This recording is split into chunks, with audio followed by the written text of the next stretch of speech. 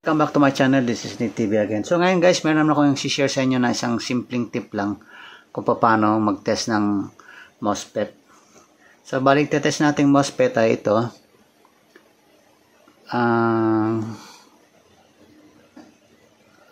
RIFZ44N. Hindi siya guys makita sa camera kasi parang hindi siya napopokus. Pero dito sa actual RIFZ44N siya. Bali, N-channel type ng MOSFET ito. Okay guys, pagtitesting nito ay hindi gagaya hindi siya katulad ng transistor. Kasi ang transistor, pag tinest natin, hinahanap natin yung base, tapos base to collector may palo, base to emitter may palo. Dito guys sa ating MOSFET, bali, ang magkakaroon lang guys ng palo rito is yung drain to source natin. So, yun lang guys. Isang palo lang. Pag nasa good condition siya guys, isang palo siya sa normal position ng kanyang test probe. Pero kapag naka on state, para siyang lumalabas na parang shorted kasi yung sukat mo ng drain to source supposed to be isang palo lang, pero pag naka on state siya, baliktaran na yan guys, nagiging dalawang palo na. So pag binaliktad mo yung drain to source to drain, nagkakaroon siya ng palo. So parang akala mo shorted siya, pero hindi po siya guys shorted. Iba kasi talaga yung kanyang way ng pagtetest. So subukan natin guys, i-test muna siya sa kanyang off state. So gagawin natin para masabi natin off state, i-short natin guys yung mga terminal yan. Hawakan lang natin ganyan para ma-drain yung kanyang kan. Tapos ilapag natin. So ano na natin, susum na lang natin yan ganyan.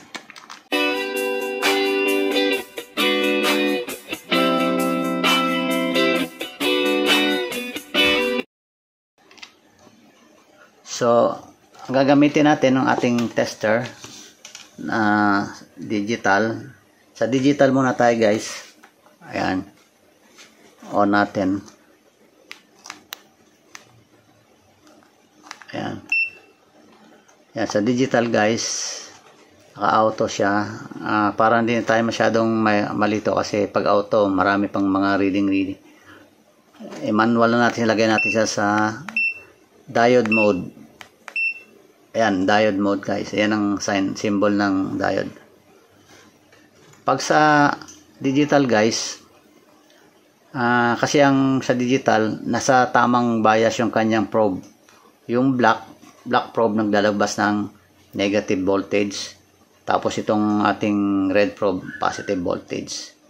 Kaya kung nasabing nasa tamang bias kasi yung ating mga analog tester, baliktad naman. Sa analog tester, yung negative probe, ayun ang naglalabas ng positive voltage. Tapos yung positive probe, yun ang naglalabas ng negative voltage. So, sa N-channel guys, bali, ang ating negative probe, ilalagay natin sa drain. Siya nga pala guys, sa orientation ng ito, pag nakaharap sa yung MOSFET, ito ang gate, yung nasa leftmost, nasa gitna is drain, tas nasa kanan is tinatag nating source.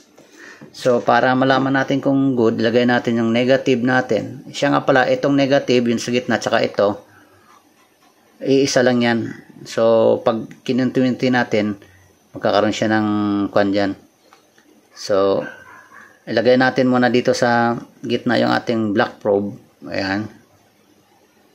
Tapos ayan. Kung nahirapan kayo dito guys, pwede nyo siyang ilagay dito kasi gaya na sinabi ko, may continuity to. So, yan na lang. Dito na natin para mas madali. Dito natin ilagay. Ayan. Kailan din natin makita yung reading. Ayun, kita pala.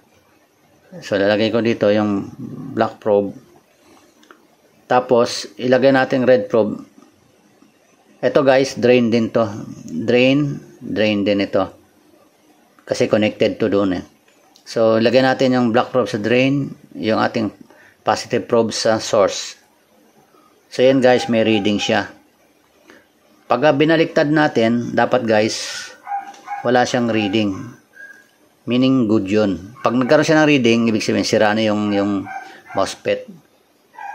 So ayan guys, ayan, wala siyang reading. Teka, naharangan. Ayan, wala siyang reading. So meaning good yan guys. Pag nagkaroon ng reading yan guys, sira yan. So yan ang tinatawag natin na naka-off state siya. Yan. Ngayon, para masabi natin good siya, try din natin yung on state niya kung magkakaroon din ng reading. Kasi supposed to be, pag naka-on state siya, para siyang shorted kasi pag binaliktad natin, nagkakaroon ng reading. Okay, so ulitin natin. Ito ang drain. Negative na probe natin. Lagay natin dito, yan, yung positive sa source. So may reading siya. Nung binaliktad natin kanina, wala siyang reading. Ayan, wala. So balik natin. May reading. So para ma-on natin guys, kailangan itong dalawa, itong gate saka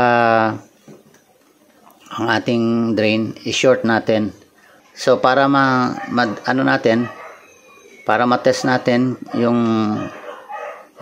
on state, ilagay natin yung ating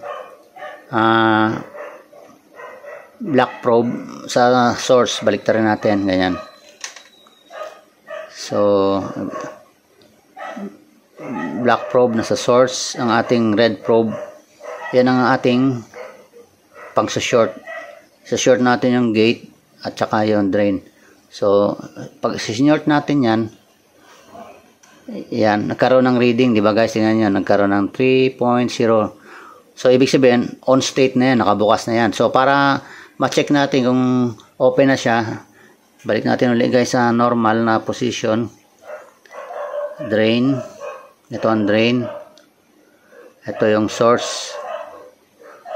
O yan, may reading, di ba? Pag binaliktad, dapat may reading din. Ayan, pag binaliktad natin, ayan, i-ano natin na konti yan. Pag binaliktad natin, dapat may reading din. O ayan, may reading. So parang lumalabas guys na may short siya kasi baliktaran, may reading siya, di ba? Parang shorted. Pero hindi siya guys shorted. Naka-open lang yung kanya gate niya, kaya naka-on state siya. Ayan. Okay. Ayan. So paano natin guys i-off? So para ma-off natin, ang gagawin natin is itong positive probe, lagay natin dito sa yan, sa source. Tapos itong black probe, yan ang pang-short natin sa gate and drain. Ayan. Yan, bumalik na sa normal reading niya na 0.5. Ibig sabihin off state na yan. So test natin ulit. Black probe sa drain, red probe sa source. Yan, meron siyang 0.510. Dapat dito wala nang reading pag baliktad natin. Ayun, wala na, hindi na siya guys nagre-reading. Maski ilagay natin dito. So ibig sabihin naka off state na yan. So good yan yung ang ating MOSFET. Ngayon guys, gagamitan naman natin siya ng ating analog tester. Tingnan natin kung ganon din yung kanyang behavior. Analog tester. Ayan. Okay. So sa analog tester, guys, ayan, gumagalaw, may palo, di ba? Nasa times 100 ako, so iwan ko lang sa times 100 yan. Okay.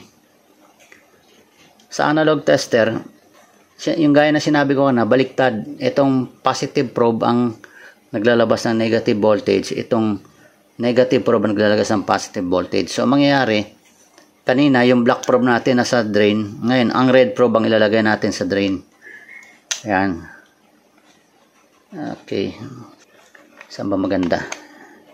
Yung, dito na lang, kita rito. Okay, so gagawin natin itong red probe sa drain. Teka, ano pala natin, off state muna natin. Discharge natin muna. Yan, hawakan lang natin lahat ng terminal.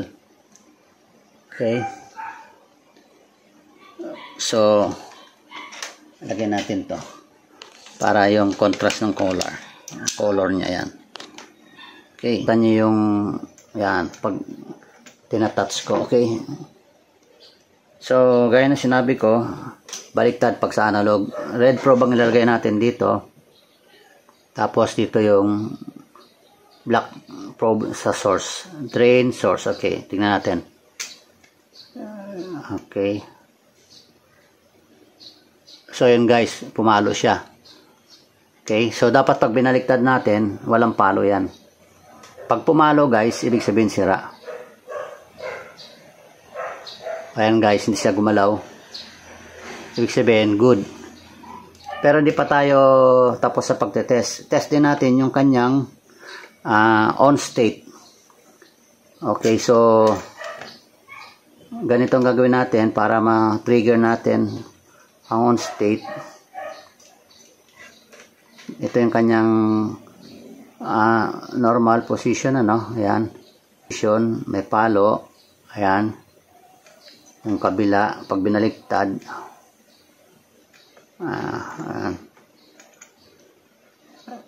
ayan, walang palo. So, para ma-open natin, gagawin natin guys, itong black probe, magsiserve sa as positive. So, yan ang pang-touch natin sa gate para magkaroon ng positive voltage dito. Matitrigger, ma-open niya yung kwan. So, touch natin siya rito. Ayan, tinouch natin sa gate. Ito guys. Ayan. Ayan, okay. So, pag ginano natin yan, may palo. Pag binaliktad,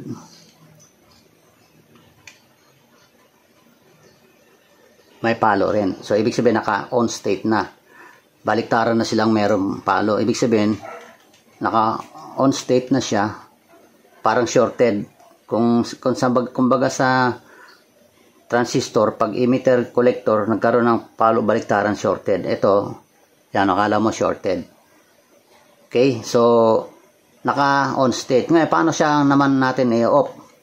So, ang gagawin naman natin, ito namang positive probe, positive probe na naglalabas ng negative. So, short natin siya dito sa gate. So, parang mangyayari, di-drain natin sa ground. Bali, ito lumalabas na ground kasi negative ang nilalabas nitong ano. So, itatouch lang natin siya dyan. Okay. So, i-test na natin. May palo sa normal ano niya. Tapos, pag binaliktad, dapat wala ng palo. Yun, wala na. Ibig sabihin, off state na siya. So, yun guys, yung gamit yan pag nagte-testing tayo ng gamit ang mga multitester. Ngayon guys, para ma-convince kayo na talagang good ang inyong ano, kung talagang hindi pa kayo kontento, gusto nyo pa talagang ma-check kung talagang good talaga yung inyong kwan, MOSFET, pwede siyang i-test guys sa ilaw. Gamitan natin ng ilaw. Kaya nga lang guys, susupplyan natin ng kwan, power. Ito, bombilya. Bali, 12 volts yan guys, bombilya na yan. Tapos kailangan natin ng jumper wire dito sa positive natin lalagay. Ayan. Tapos kailangan natin ng ito guys, i-on ko lang yung aking ano. Okay, lagay ko lang siya sa 5 volts. Kahit 5 volts lang. Mapailaw natin kahit konti volts lang kasi meron naman tayong kwan. Although 12 volts ito, kasi sa 12 volts na mga bulb ganito, ang pinakamababang voltahe makapagpapailaw rito is 5 volts hanggang 12 volts. So, gamitan natin ng kwan. Yan, ito. Benz power supply ko. Ito, i-clip natin. Ito guys, negative, positive. Pakita ko sa inyo guys na naka 5 volts siya.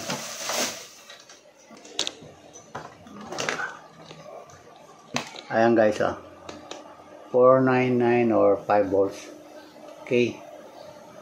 So, lagay ko lang sa baba para maluwag tayo dito sa lamesa.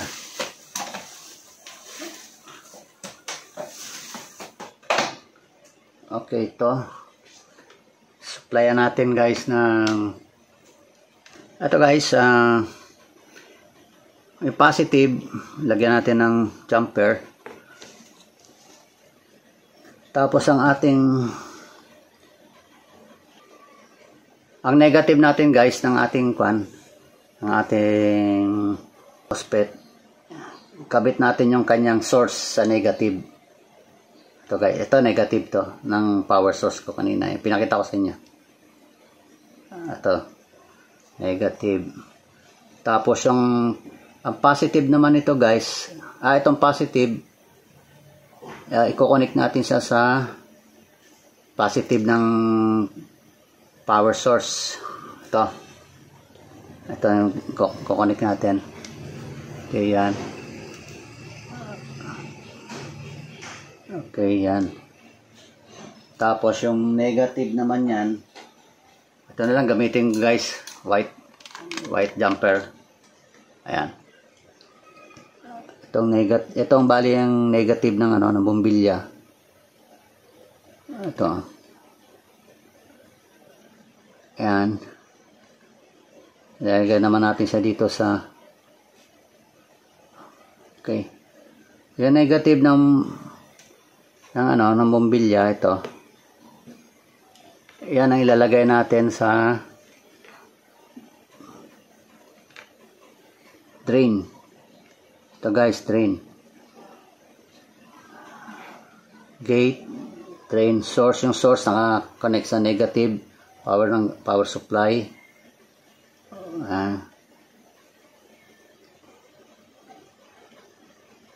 Ayan.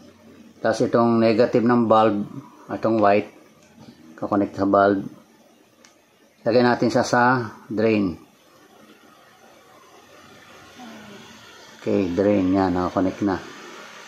So, yan guys. Hindi pa siya umiilaw.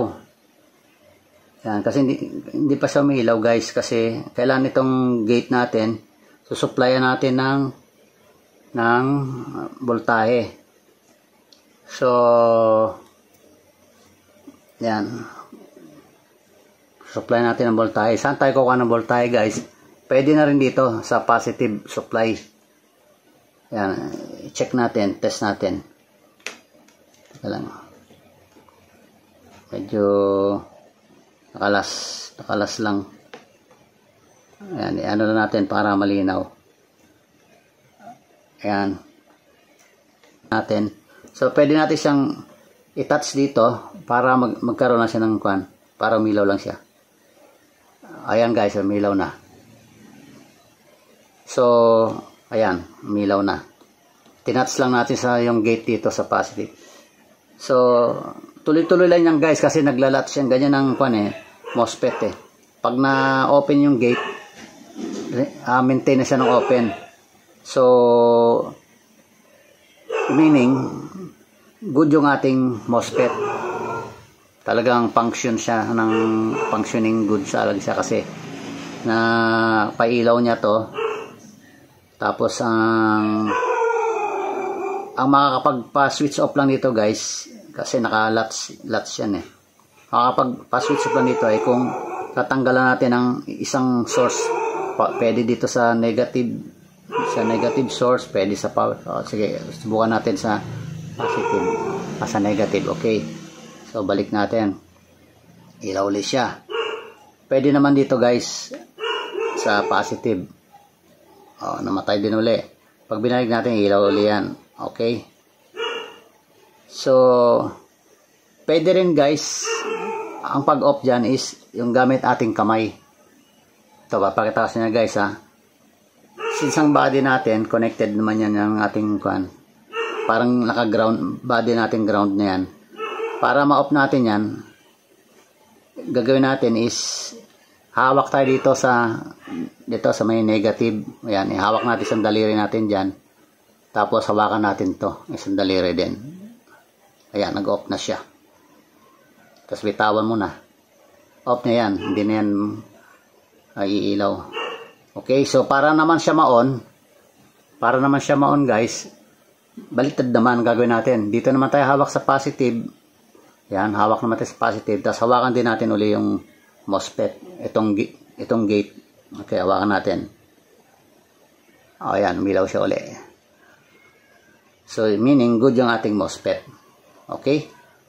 So, another way of testing guys is, ano pa ba?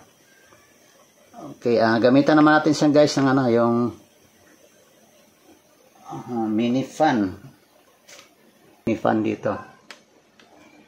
Okay. The mini fan is 12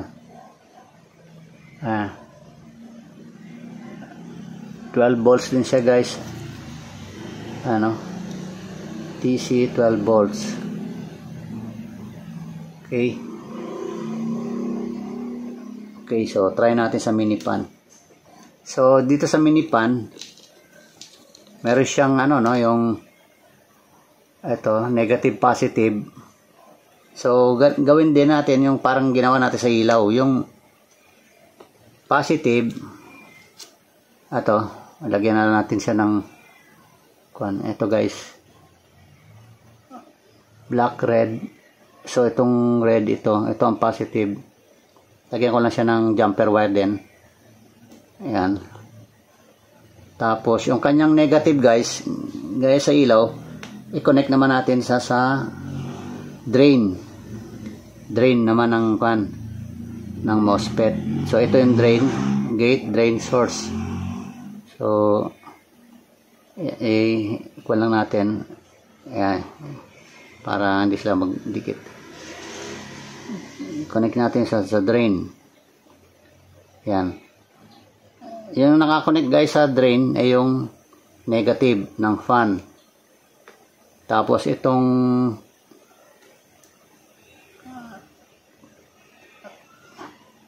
lagay natin ulit sa negative.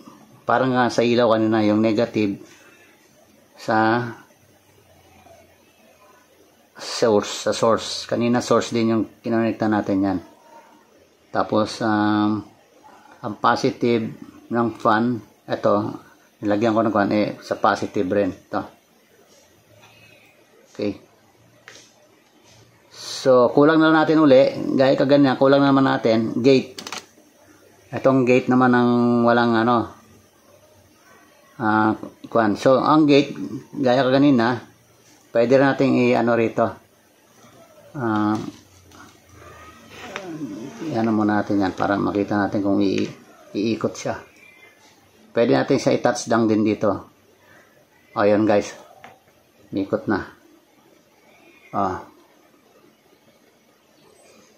So hindi rin siya guys i-stop gaya na sinabi ko kanina sa ilaw.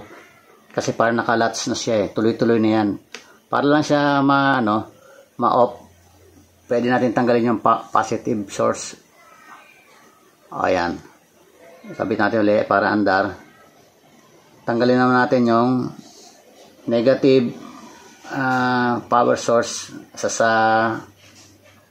yung negative supply sa source. Ayan, tinanggal natin sa source, namatay. Balik natin ulit sa source.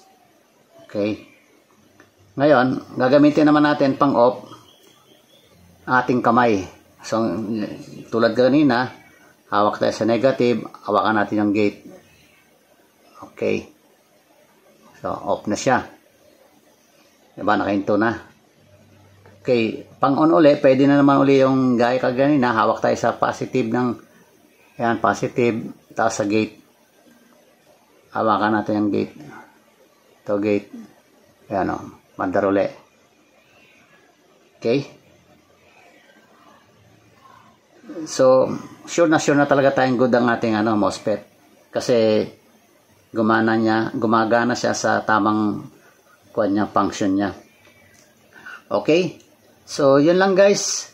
Kung nagustuhan nyo itong aking simple demonstration, paki-like and share na lang guys. And don't forget to subscribe to my channel, Need TV, and also press the notification bell para ma-update kayo sa mga susunod ko pa mga video. Salamat!